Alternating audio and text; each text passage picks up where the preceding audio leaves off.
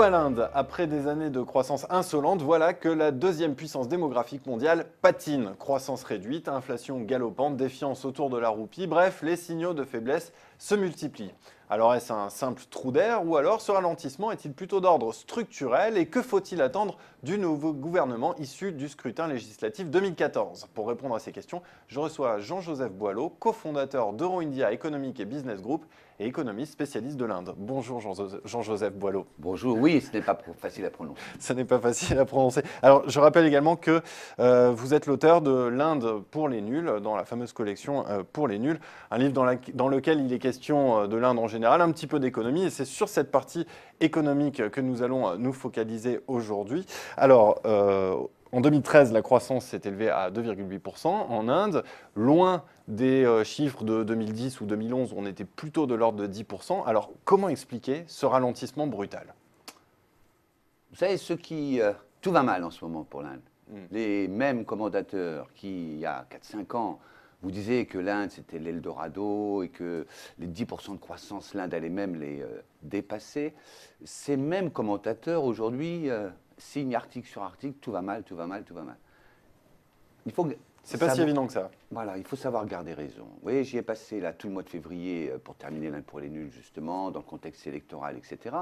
Derrière les chiffres, vous n'avez pas le sentiment que l'Inde est dans une crise profonde parce que tous les matins, il y a 95% de la population indienne qui est auto-employée, qui a son propre business, qui se lève, qui bosse. Et donc tout ça, on ne le voit pas dans les chiffres. Eh bien, on ne le voit pas dans les chiffres. Toute proportion gardée parce que le monde entier a cru que la Chine, c'était pour l'ensemble des émergents la cible, 10%. Il fallait atteindre 10%. Le monde n'est pas la Chine. Et la Chine, elle n'a que 30 ans pour faire ça. Et là, elle est en train de retomber. Vous avez vu, déjà, on est en train de s'interroger. Ah, c'est déjà la crise, etc. L'Inde fait, en gros, 6-7% de croissance, c'est son potentiel. Mais comme c'est une économie privée, elle connaît des cycles économiques. Ce cycle a connu l'exubérance mondiale. Donc, des excès de capitaux, de liquidités, de marchés qui ont poussé la machine au point qu'elle a fait de l'inflation. Vous avez vu? Et la roupie, donc, a connu une perte de compétitivité très importante. Il fallait corriger. Deuxièmement, l'ensemble des groupes indiens eux-mêmes ont été convaincus tout d'un coup, ils ont eu la grosse tête, que l'Inde, ça allait se substituer à la Chine, ça allait dépasser la Chine, et donc ils sont surinvestis. Il y a des surcapacités dans l'automobile, on est au moins à 2,5 fois la taille du marché chinois. Il faut s'ajuster, vous avez des mauvaises dettes. La première compagnie aérienne du pays, Kingfisher, est en faillite, des centaines d'appareils cloués au sol. Ça, il faut l'ajuster. Donc l'économie indienne, c'est une économie de marché. Lorsqu'il y a eu des excès, il faut les corriger. Mais l'Inde, c'est quand même pas la récession, on n'est pas à moins 2% de croissance. Donc elle est aujourd'hui dans ce qu'on appelle le point bas du cycle, elle est donc aux alentours de 2, 3, 4% si je prends en compte le secteur informel, ben c'est déjà pas mal du tout. La vraie question maintenant, c'est est-ce que ça va redémarrer et comment? Voilà la vraie question. Mais alors, qu'est-ce qui différencie le décrochage indien des décrochages qu'ont pu connaître d'autres BRIC, le Brésil ou la Chine, par exemple? Alors, il y a des points communs avec... vous savez, on a voulu les mettre dans les 5 fragiles, ces pays-là. L'Inde a des points communs avec les économies émergentes de marché. Le Brésil, l'Indonésie, la Turquie, pas avec la Chine et la Russie, qui sont des économies de commandement, vous savez, avec des leaders autoritaires qui sont capables tout d'un coup d'utiliser la planche à billets pour relancer la machine.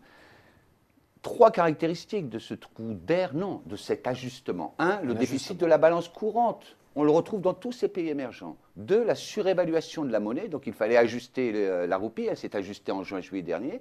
Et 3, l'excès d'endettement. En Chine, vous savez comme moi qu'il y a un excès d'endettement considérable, c'est ça qui fait craindre une crise financière en Chine.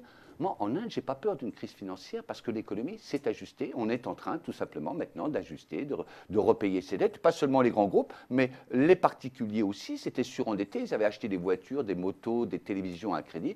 Il faut payer ça. Ben, maintenant, on arrête de consommer, d'où effectivement cette chute de la croissance. Alors, l'une des caractéristiques, l'une des faiblesses caractéristiques de l'Inde, et ce depuis quelques années, même historique quasiment, on pourrait le dire, c'est qu'elle n'arrive pas à s'industrialiser. L'industrie ne compte que pour 25% dans son PIB. Alors, pourquoi est-ce qu'elle n'arrive pas à attirer les investissements étrangers, contrairement à la Chine, malgré la compétitivité coût de sa main-d'œuvre? C'est une très bonne question parce que là encore, c'est le syndrome chinois qui joue inconsciemment On dans la tête analyse des tout gens. au travers du prisme chinois. Eh oui, les gens voudraient en gros que l'Inde, ça soit la Chine économiquement, et ils voudraient que la Chine, ça soit l'Inde démocratiquement, politiquement. Ben, on ne peut pas. Voilà, on ne peut pas avoir le beurre, l'argent du beurre. Donc il faut comprendre ce que c'est que la spécificité du modèle indien.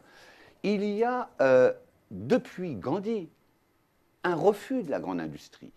Il y a depuis Gandhi la notion de Swaraj, l'autonomie, la self-reliance, le refus de rentrer dans l'économie capitaliste mondiale. Et ça, quel que soit le leader, regardez, ils avaient Manmohan Singh, le Premier ministre, le meilleur économiste quasiment du monde, il n'a pas réussi à intégrer l'Inde au jeu global capitaliste. Donc l'Inde n'est pas l'usine du monde et ne le sera pas. C'est un modèle autocentré. C'est un modèle autocentré ou en tout état de cause pour lequel tout est question d'équilibre entre l'industrie, l'agriculture, les services, entre la liberté individuelle et la nécessité du développement. Pourquoi l'industrie a du mal à se développer? Alors on ne va pas dire l'industrie, c'est faux, l'industrie indienne est particulièrement puissante. Mais la grande industrie manufacturière exportatrice, vous voyez, dans le textile-habillement, c'est le Bangladesh qui l'a fait et ce n'est pas l'Inde. Ben, je crois que ça tient à deux raisons. La première, c'est que vous ne faites pas passer des autoroutes, des chemins de fer comme ça au milieu de ce pays qui a 98% de la propriété qui est privée. Puis la deuxième, c'est que vous avez une bonne partie de l'Inde, on le voit dans les élections, moi je pense un peu plus de la moitié, qui ne veut pas d'un modèle capitaliste de développement. Alors c'est pas simple, il faut trouver les bons et les justes équilibres. Donc il y a une industrie indienne qui est puissante, mais cette industrie n'est pas une industrie mondialisée.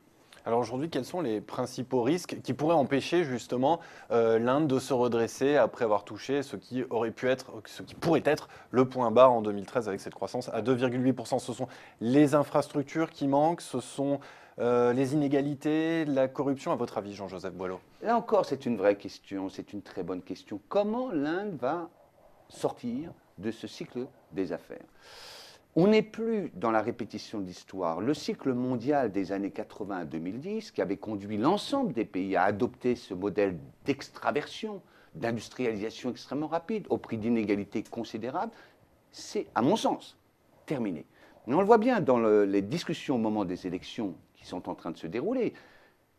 Le débat, il est, est-ce qu'on va prendre Narendra Modi, qui est une sorte de modèle qu'on connaît bien depuis Marcos aux Philippines ou bien en Indonésie avec Suharto, qui est un modèle très simplement, non pas de capitalisme libéral, non, de capitalisme commandé, autoritaire. Eh bien, il réunit 30% du corps électoral, même s'il gagne les élections en termes de sièges, peut-être, et encore, mais 30%, ça veut dire qu'il y a 70% d'Indiens qui ne sont pas là. Où sont-ils? Un autre tiers se trouve dans la campagne extraordinaire lancée par le Aam Admi Party, suite à toutes ces manifestations contre la corruption. Qui fait campagne contre la corruption. Le viol des femmes, etc. Sur lequel Modi lui-même a été obligé de se positionner en disant la gouvernance. Pourquoi? Parce que le problème central de l'Inde, il est là, la gouvernance. Pourquoi? Parce que pendant plus de 30 ans, la gouvernance à l'indienne a été une gouvernance, après les années Nehru, hein, donc à partir de 1980, où le parti du Congrès, avec une parenthèse, le BJP, mais le parti du Congrès a été au centre du système de décision et la corruption s'est généralisée.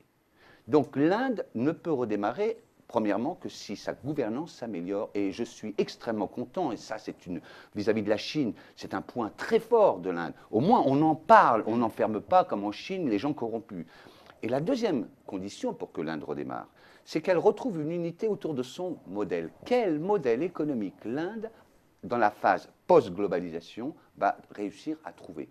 Là, on voit que les deux écoles sont très contradictoires entre le modèle autoritaire de Modi et le modèle tout à fait autonome, autogestion du Aam Admi Party. Est-ce que l'Inde va réussir à trouver un consensus? J'ai le sentiment que la campagne électorale est très, très violente, mais que dans la tête des Indiens, en gros, on est d'accord sur l'essentiel. On va redémarrer sur un modèle moins inégalitaire, un peu plus industriel et surtout une meilleure gouvernance. Et plus tourné vers l'extérieur? Non, du tout. Du tout. Mais vous avez un continent, imaginez, pour la France, ça se comprend aujourd'hui, la moitié de son économie est internationalisée.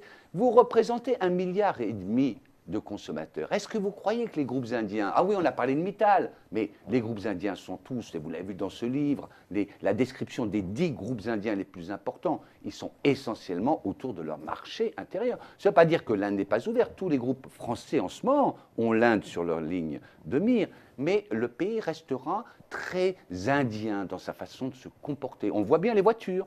Ce sont des petites voitures, c'est pas la grosse Jaguar, il y en a, mais c'est rien du tout.